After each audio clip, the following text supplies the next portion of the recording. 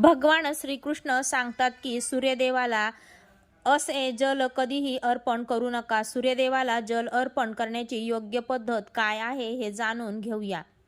नमस्कार भक्तांनो. एकदा भगवान नारदजी श्रीकृष्णांकडे आले आणि त्यांना विचारू लागले, हे प्रभू, सूर्याला पाणी देण्याचे औचित्य काय? सूर्याकडे पाणी का दिले जाते? सूर्याला पाणी देण्याचे फायदे काय आहेत?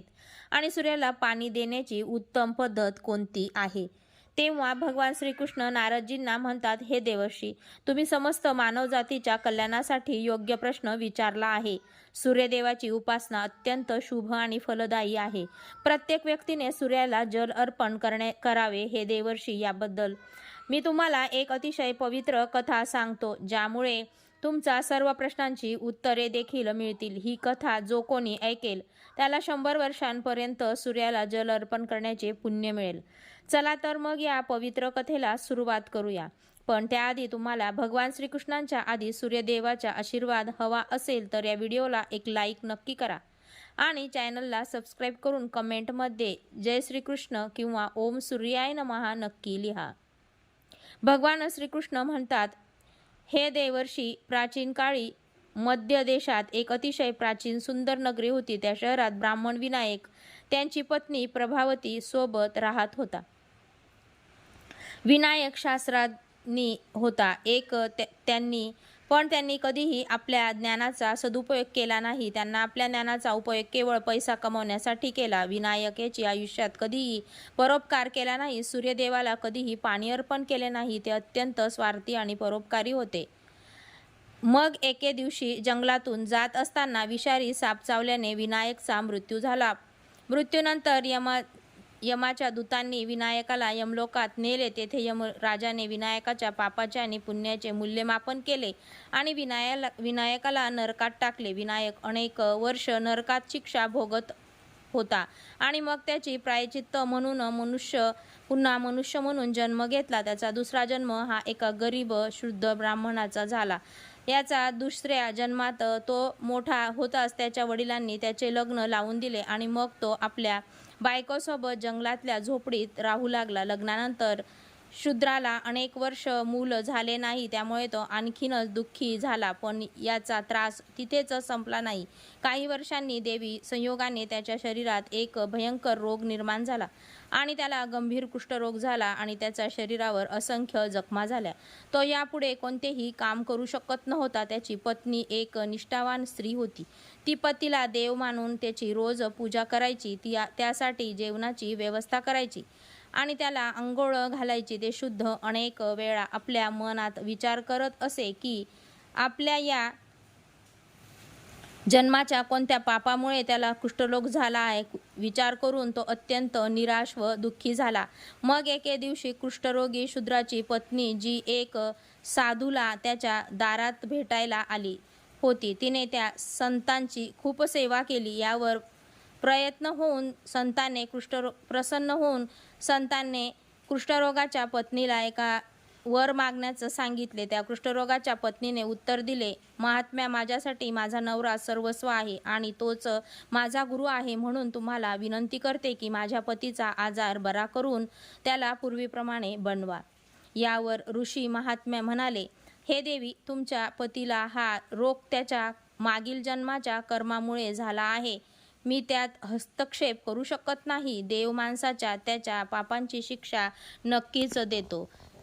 ते कुणीही चुकवू शकत नाही. पण हा आजार टाळण्यासाठी तुम्हाला एक उपाय करावा सांगू शकतो. यावर एकच उपाय आहे की तुम्ही तुमच्या पतीसोबत सूर्यदेवाचा आश्रय घ्या आणि रोज सूर्यदेवाची पूजा करा. सूर्यदेवाच्या कृपेने तुम्हा पतिशापातून मुक्त होऊन त्याच्या कामदेवाचे स्वरूप प्राप्त होईल. तेव्हा या साधू महात्मे या स्त्रीला सूर्यदेवाची उपासना करण्याची पद्धत सांगितली. ती पद्धत जाणून कुष्ठरोग्याच्या पत्नीने आपल्या पतीसह सूर्यदेवाची पूर्ण भक्ती भावाने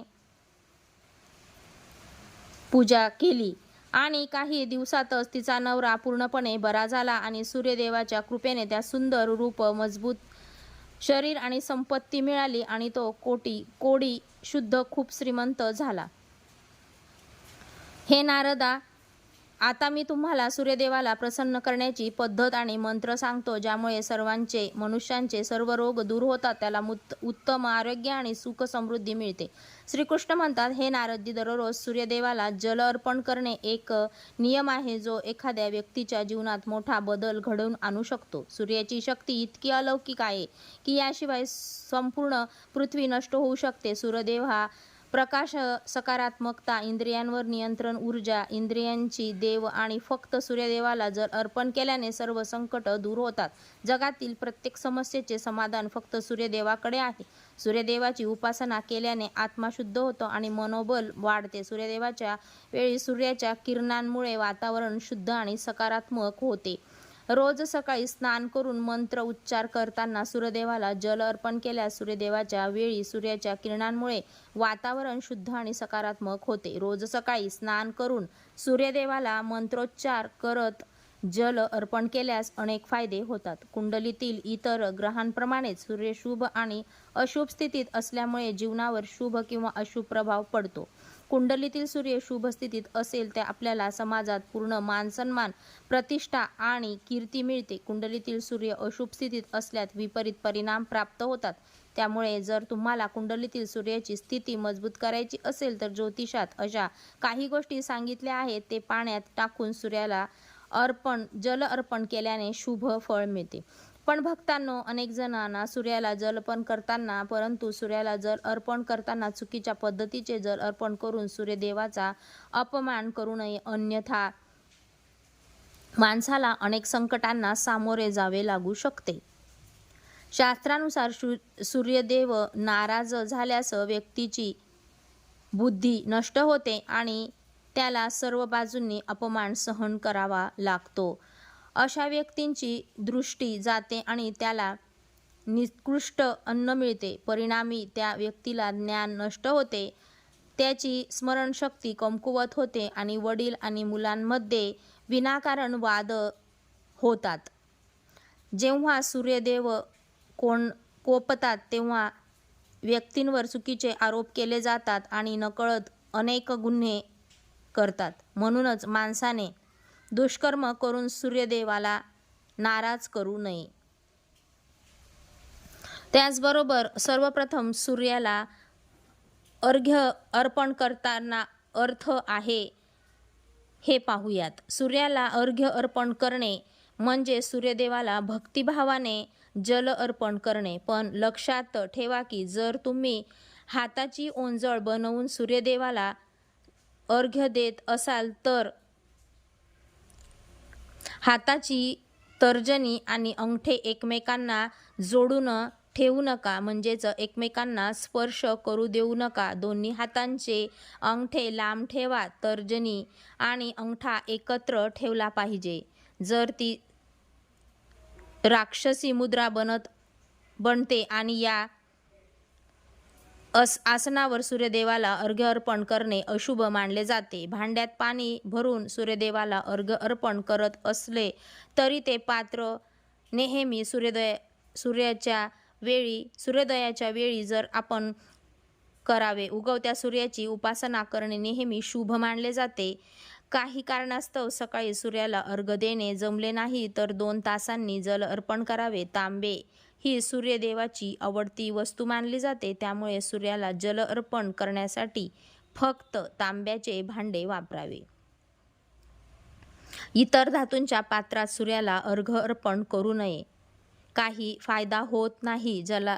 जगाला प्रकाशित करणे, त्याचे संचलन करणे, शरीराला त्याच्या तेजाने प्रकाश देणे आणि पोटातील अन्न जठराच्या आगीच्या रूपात पचवणे हे काम भगवंताने सूर्यावर सोपविले आहे. या कारणास्तव तांब्याच्या भांड्यात ठेवलेले पाणी प्यायल्याने माणूस पोटाशी संबंधित आजारांपासूनही मुक्त होतो. ते तांब्याची पात्र गंगाजलाने किंवा पवित्र नद्यांचे पाणी भरावे. हे शक्य नसेल तर शुद्ध पाणी वापरावे. अर्घ्य कधीही नुसत्या पाण्याने अर्पण करू नये. मुख्य कोणतेही लाल फूल, लाल चंदन आणि अक्षदा यांच्या सोबत पात्रात टाकावे. सूर्यदेवाला अर्घ्य अर्पण करण्याची योग्य वेळ म्हणजे सूर्यदेवाला जेव्हा लाल असतो म्हणजे सकाळी जेव्हा सूर्य लाल दिसतो तेव्हा त्यावेळी अर्घ्य दिल्याने उत्तम फळ मिळते. जर एखाद्या व्यक्तीने सूर्याची पूजा करण्याचा संकल्प केला असेल तर संकल्प कधीही मोडू नये. आपण जेवढा दिवसांचा संकल्प केला आहे तेवढे दिवस सूर्याला अर्घ्य द्यावे. संकल्प पूर्ण करता येत नसेल तर असा संकल्प करू नये. यावेळी सूर्यदेव संतापतात.